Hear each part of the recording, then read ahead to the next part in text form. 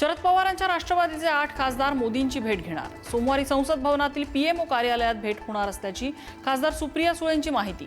महाराष्ट्राशी संबंधित विविध महत्त्वाच्या मुद्द्यांवर चर्चा होणार असल्याची माहिती।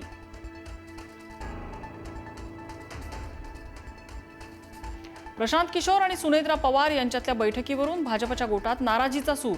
महायुतीत अविश्वास वाढेल अशी कोणतीही कृती टाळायला हवी, मंत्री बावनकुळे यांचं वक्तव्य। प्रशांत किशोर यांच्याकडून बिहारमधील पोटनिवडणुकीत भाजपचा पराभव। प्रशांत किशोर यांची राजकीय सल्लागार म्हणून नेमणूक नाही, नेमणूक झाली असती तर मला माहिती असतं। प्रदेशाध्यक्ष सुनील तटकरेंची माहिती। तर प्रशांत किशोर यांनी सुनेत्रा पवारांची सदिच्छा भेट घेतली असेल असं तटकरेंचं स्पष्टीकरण। अजितदादांनी दिलेल्या संधीमुळे मोठे झालेले नेते त्यांच्या कुटुंबाला त्रास देत आहेत। राष्ट्रवादीचे नेते उमेश पाटील यांची पोस्ट। उमेश पाटील यांनी पोस्टमध्ये नेत्यांचं नाव घेणं टाळलं। रोख नेमका कुणाकडे याची चर्चा। प्रशांत किशोर यांनी अभ्यास करूनच विश्लेषण मांडलं असून खुर्चीला एवढं चिकटून बसण्यासाठी हट्ट कशाला। राष्ट्रवादीच्या रुपाली ठोंबरे यांचा सुनील तटकरेंवर नाव न घेता निशाणा। बंडखोर खासदार आणि पंतप्रधान मोदींच्या भेटीवर उद्धव ठाकरेंची टीका। मोदी विद्यार्थ्यांना भेटत नाहीत, मात्र गद्दारांना भेटतात। शिवसेना पक्ष आणि चिन्ह सुनावणी सुरू असताना गद्दार मोदींना कसे भेटले, ठाकरेंचा हल्लाबोल। मला अटक करण्याचा सरकारचा डाव सुरू, अटक करायला आल्यास मराठ्यांची ताकद दाखवून देऊ, मनोज जरांगेंचा सरकारवर हल्लाबोल। डोंबिवली डॉक्टर मारहाण प्रकरणातील आरोपी रमेश म्हात्रेची आधारवाडी जेलमधून सुटका। तब्बल 20 दिवसांनंतर रमेश म्हात्रे तुरुंगाबाहेर। न्यायालय जो निर्णय देईल तो मान्य असेल, रमेश म्हात्रेची भूमिका।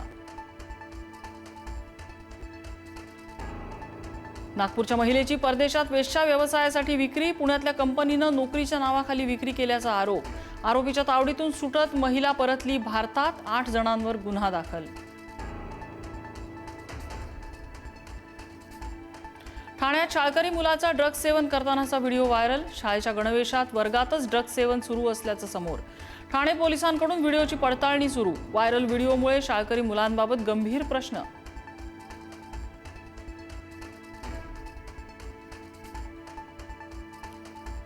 नीटचे प्रश्न फोडण्यासाठी फिफा वर्ल्ड कप नावाचा वापर। विशेष व्हॉट्सॲप ग्रुपची निर्मिती केल्याचं समोर।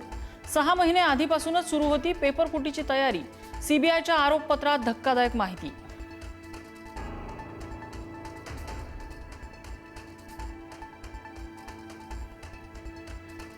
सिद्धिविनायक मंदिर देणगी घोटाळा प्रकरणी चौकशीचे मुख्यमंत्र्यांचे आदेश। मंदिर ट्रस्टच्या आर्थिक नोंदीची सखोल चौकशी करून अहवाल सादर करण्याच्या सूचना। 5 वर्षातील देणग्या आणि मौल्यवान वस्तूंचं ऑडिट होणार।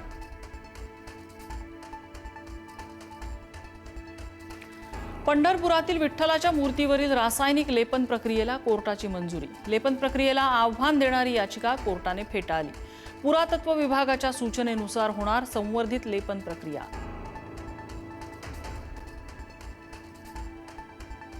गाय आणि म्हशीच्या दूध विक्री दरात प्रति लिटर 2 रुपयांची वाढ करण्याचा निर्णय। 11 ऑगस्टपासून दरवाढ लागू होणार। दुग्धजन्य पदार्थांच्या दरातही 10% वाढ करण्यावर शिक्कामोर्तब। मेरठमध्ये कावड यात्रेतल्या शिवभक्तांचं जोरदार स्वागत। मुख्यमंत्री योगींकडून शिवभक्तांवर पुष्पवृष्टी। यात्रेनिमित्त मेरठमध्ये कडक सुरक्षा व्यवस्था।